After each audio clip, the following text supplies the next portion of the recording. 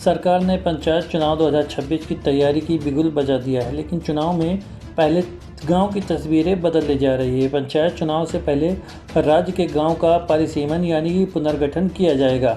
परिसीमन डेलिमिटेशन का मतलब है सीमाओं का निर्धारण करना या किसी क्षेत्र या सीमाओं या चुनाव क्षेत्र के नई सीमाएं रेखाएं तय करना डेलिमिटेशन के संदर्भ में इस्तेमाल किया जाता है। उत्तर प्रदेश की ग्राम पंचायतों का कार्यकाल मई 2026 में समाप्त हो रहा है। क्षेत्र पंचायतों और जिला पंचायतों का कार्यकाल जुलाई 2026 में समाप्त होगा। इसके लिए राज्य निर्वाचन आयोग जून 2025 से मतदाता सूची के रिव्यू की प्रक्रिया शुरू करेगा, जिसमें नाम जोड़ने और हटाने का कार्य शुरू किया जाएगा।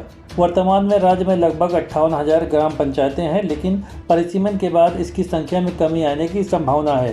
शासन का कहना है कि 2021 के पंचायत चुनाव के बाद कई ग्राम पंचायतें अब नगर पंचायत, नगर पालिका या नगर निगम में शामिल हो सकती हैं। ऐसे में अब इनकी पुरानी सीमाएं और पॉपुलेशन डेटा बदल गए हैं। नतीजा ये हुआ है कि ग्राम पंचायतों की आबादी 1000 से भी कम हो गई है, जो कि एक पंचायत बनाए रखने के लिए जरूरी न्यूनतम सीमा है। इसी बदलाव को ध्यान में रखते हुए शासन ने सभी जिलों में 5 जून तक पुनर्गठन के प्रस्ताव मांगे हैं। इसके लिए हर जिले में 4 सदस्यीय समिति बनाई गई है, जिसकी अध्यक्षता जिलाधिकारी करेंगे। इस समिति में होंगे डीएम, मुख्य विकास अधिकारी यानी कि सीडीओ, अपर मुख्य अधिकारी जिला पंचायत राज अधिकारी, सचिव इस कमेटी का काम तय करेंगे। कौन सी ग्राम पंचायतें अब शहरी क्षेत्र में आ गई हैं, इसे हटाया जाए, किन राजस्व गाँव को दूसरे ग्राम पंचायतों में जोड़ा जाए।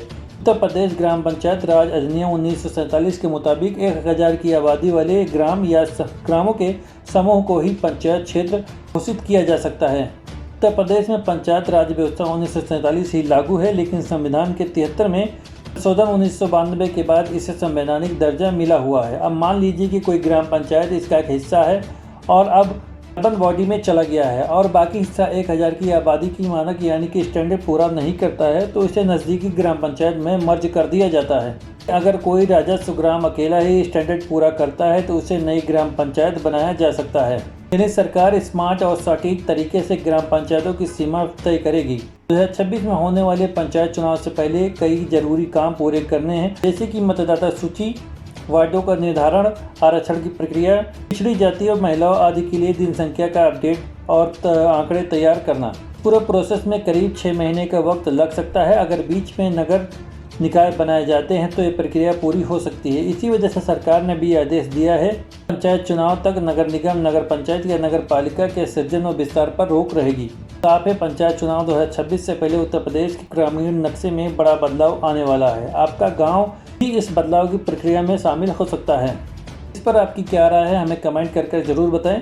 ऐसे वीडियोस देखने के लिए हमारे चैनल को सब्सक्राइब करें